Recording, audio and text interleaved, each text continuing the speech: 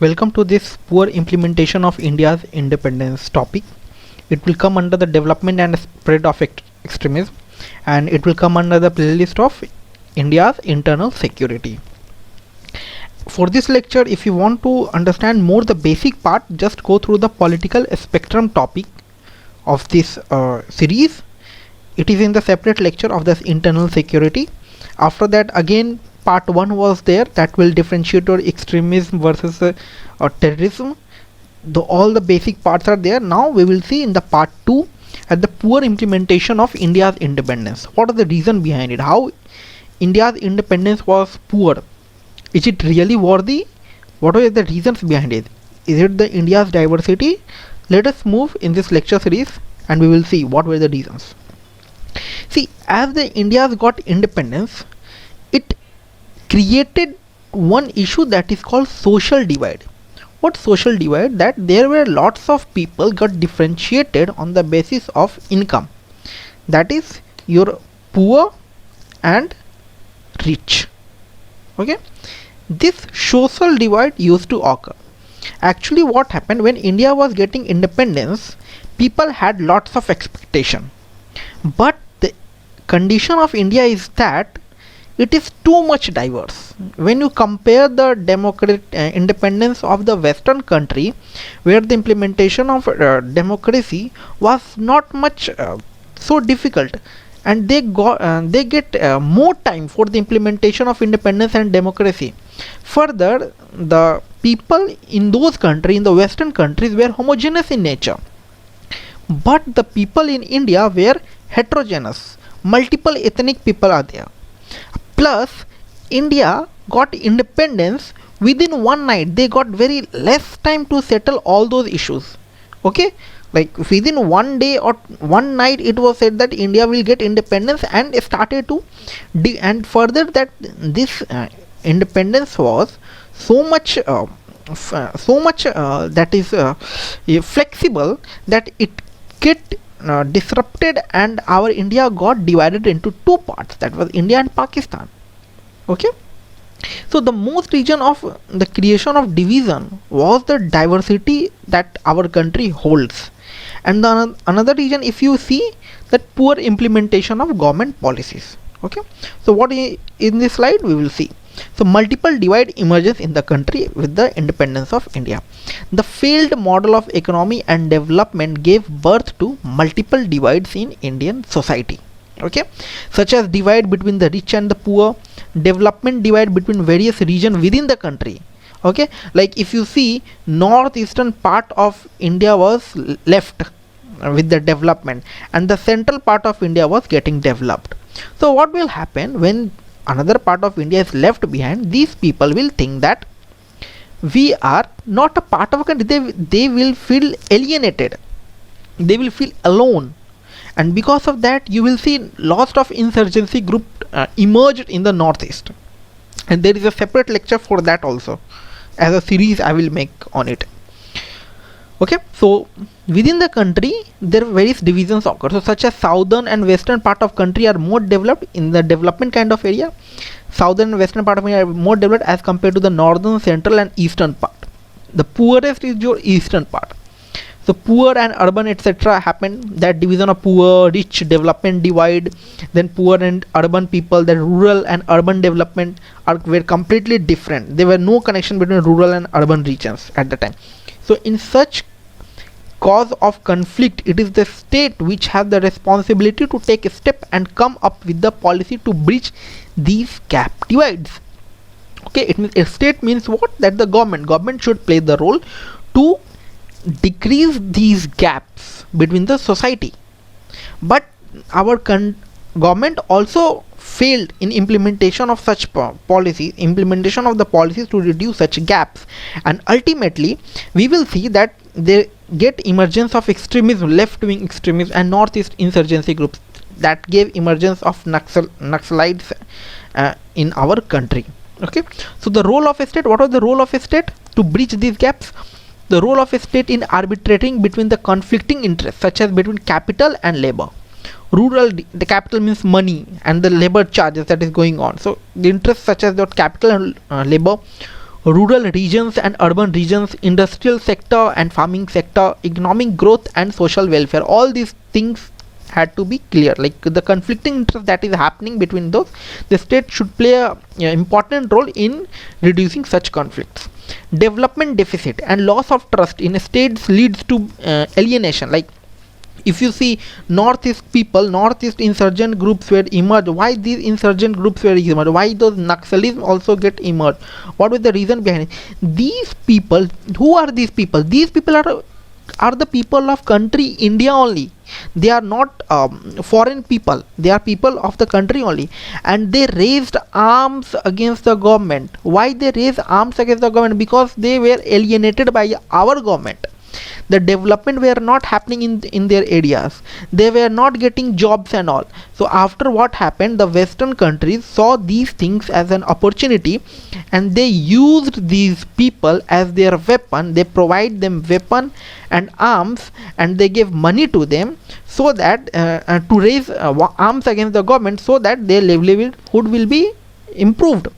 And they manipulated their minds to raise the independence of their state. They don't want to be a part of India. That kind of a statement were emerged. Okay, so these kind of state, like these kind of situations should be overcome by the state. A state should show that no, we are responsible for your all development and all. We will provide jobs and also. These are the challenges for the states, and whenever the state failed to overcome these challenges, these gave the rights of these Naxalism and these insurgent kind of groups. What kind of insurgent groups we will see in the different lecture. Okay, so now the certain policies of government may also go against the interest of the lower society. See, one more thing I want to mention here. You see, India is a diverse kind of country. Okay, diverse means what? Like we have heterogeneous society, not homogeneous. Heterogeneous means what? Multiple kind of people are present in our society. So what happened when government implements some policies? Okay, policy A, it is absolutely, as a common sense, you think that we can't satisfy everyone. Okay, government have to satisfy majority of the people. Okay, now what happened when government satisfies the majority of the people? The minority get deprived. Minor people are who? Like the tribals, those people. See, government is ultimately what? That political party is what? They want vote, and from vote, where they will get the vote, where the majority of the people is standing. So they implement those policies that help the majority of the people, and they ultimately deprive this minority kind of people, that is tribal and all. So these kind of issues are one of the issue that raise armed against the government. Another issue that we have heterogeneous kind of society, so we cannot ignore that the kind of heterogeneous our India is, our country is. We can't make happy all the people with only one policy. We have to make policies flexible kind of things which can change as per the people of our country. Okay, I hope you understand this concept. So now in this slide, certain policies of the government may also go against the interest of the lower society, such as large scale public projects, big hydro projects, dams, irrigation projects, infrastructure projects, SEZs, displacement. I have made separate videos on SEZs also. Okay, a special economic zone, STP is also one of kind of things. Okay, so it is saying that our poor society, when they are deprived, like if the government is investing in large scale products. Okay, if the government is spending large scale projects, then what happen? For the implementation of large scale projects, what we need? Ultimately land is required, and the land acquisition is the one of the greatest problem for any development. We need land, and what happened? For this land, they went to the rural areas, to the tribal areas, and they cut the forest. What ultimately happened? They become homeless because of these activities. Okay, so that kind of policies, if we going against the interest of the lower people, again insurgent groups will form. Now in the current scenario, government is taking care of such things. We are moving ahead with sustainable development, okay, Niti Aayog and all. So but currently with the previous one, by independence, this was the scenario. So acquisition of land of commercial and other than farms uses related to compensation and rehabilitation, that if you are acquiring someone's land, then you have to provide land to live them, but they are connected with their generation from the particular location. And even if you are giving a land, they can't be a same situation, like they are living in the natural life and you are giving artificial kind of thing. So these tribal people will not suit there, will not comfortable in those regions. So that's why they will raise arm against it. And these are just the creation of division in the society. Okay, even some biosphere reserves or environment conservative projects may lead to rehabilitation of lower society people. So when they are displaced from the place, their traditional rights on lands and forest resources get snatched away, and they will directly be compromised with the well-being of the local people. Okay, just think one more thing, like if there is some development is going on, have you ever seen that rich people, or even for the middle class people, government is breaking the house or removing the house for those people? No, government will remove the houses for which people? The poor people only, that who are living in the huts and all, and government will acquire those lands only. Because why? They are not powerful, they will not raise so much voice against them, and if they are raising voice against them, their voice will be suppressed, and that's why they feel alienated from the society. Alienated, these are the terms from the sociology only, that alienated means feeling alone. They are as aliens, like they are not, nobody is caring for them, they are not matching with the society. Thus this alienation made them to raise arms against the government, or this created division in the society. Okay, so how the government turned against the people after the independence? What is the reason behind it? How government turned against the people? So government will also lead to over exploitation of forest and mineral resources. See, for any development, what is needed? Needed is land, resources. And what government did? Government did over exploitation of the forest and mineral resources, and this lead what? Local people will get alienated, they will remove from those areas for the over exploitation. They are dependent on those resources from those parts.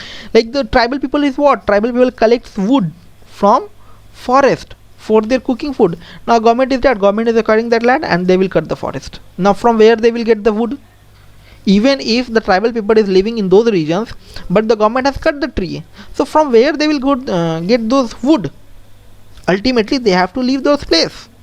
Okay, so that like how government turned against the people of the, like by the over exploitation of forest and mineral resources. There are many cases where government worked with big corporate for such exploitation.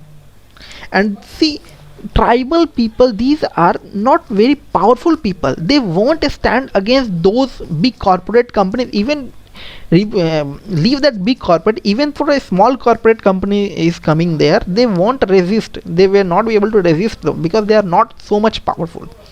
And due to this, local community will be affected heavily, such as Niyamgiri Hills present in Odisha, which leads for bauxite exploitation. Okay, see, it is very important one, just remember, just see this one. In Niyamgiri Hills present in Odisha, which leads for bauxite exploitation, and the government of India and the state, that state of Odisha, gave the permission for the exploitation of the region to a private company known as Vedanta Group. It was a very current affair news in the when the issue was occurred. It was too much in the current affair. To which private company it was given? To the Vedanta Group. Where? Niyamgiri Hill exploitation. Which mineral exploitation? Bauxite exploitation. Okay, bauxite and ore and exploitation. Okay, so the commercial exploitation of the region affected which tribes? Dongria Kondh tribe. Which tribe? Dongria Kondh tribe. And this tribe were native to the people, native to that place. So tradition right of the people would have exploited, and with the help of some help groups like self-help groups and all, NGOs and all, they approached the Supreme Court asking for the licenses to be cancelled for that private company to exploit their area. So even the state government was in the support of that police, and also the state government was using the police forces in order to target the protesters. See how much state government use that power, that they even use the police forces against those tribal people who don't have arms also. So such incident highlighted the division created between the state and the local people, and when forest and resources are over exploited by ignoring the interest of the local people, these kind of issues may occur. And in this case in the Dongria Kondh Tribe case against the Vedanta Group company to cancel their license in the exploitation of bauxite in the Niyamgiri Hills, in this case Supreme Court judgment went in the favor of Dongria Kondh Tribe. See, it is very important thing. Just Dongria Kondh Tribe of the Odisha on the Niyamgiri Hills, where the bauxite exploitation was going on, against which company? Vedanta Group company, and they won this judgment. Now just see, they were helped by the self-help group, that NGOs and all. They were helped by these people. If they did not receive by these people, did you think that what happened this tribe? Have you able to think? They will become homeless. And this is one example where they won. There are many examples when the tribes did not won against these powerful private companies and the government also. Okay, and that led the group, and that led the birth of insurgent groups in India.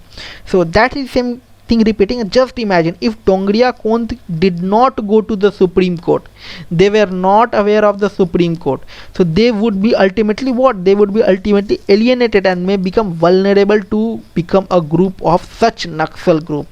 And ultimately what will happen? They will raise arm against the government, because no one is hearing them, and they even don't know what is Supreme Court. In this case they knew, because the help came from the outside. Okay, now the government, whenever the some such projects happen, governments used to think for about the local people also. Now, so some terms to look up. So that the land agrarian relations. So what is the land and agrarian relations related to agriculture now? So conflicts of interest between the stakeholders such as landowners, tillers, landless labor, traders and commissions agendas, non-institutional sources of credit, indebtedness of farmers and farmer society. So that is something common under the land and agrarian relations. That is the conflict happening. Now the indoctrination. So role of ultra left organization, left one, then ultra left, extreme left, trade unions and labor movement, peasants group, student wings, religious groups, inability of the state to counter them. So indoctrination of mass leads to mass threat which will against the India's indigenous security. That if these happen, that ultra left happens, organization came, that peasant groups of religious groups used to come, the religious group will come in the right one. So indoctrination of these mass leads, that will create what? Mass threat, which will go against to whom? Our India's indigenous security, our individual security of a person. Okay, and land agrarian relations will lead to what? That conflict of interest between those stakeholders and all. Okay, these are the two issues, that are the some terms that you can remember, but this is not so much important. So I hope you understand the video lecture. Please subscribe the channel. Subscribing the channel is a form of payment that you are making me. That's it. And if you have any suggestions, if you want any on-demand video lecture, please feel free to ping me on my Twitter handle. It is given in the description section, and it is a part of one lecture. Another video lecture will be uploaded soon. Please follow me, and I will be there to help you in all sections. Please ping me on my Twitter handle. Thank you.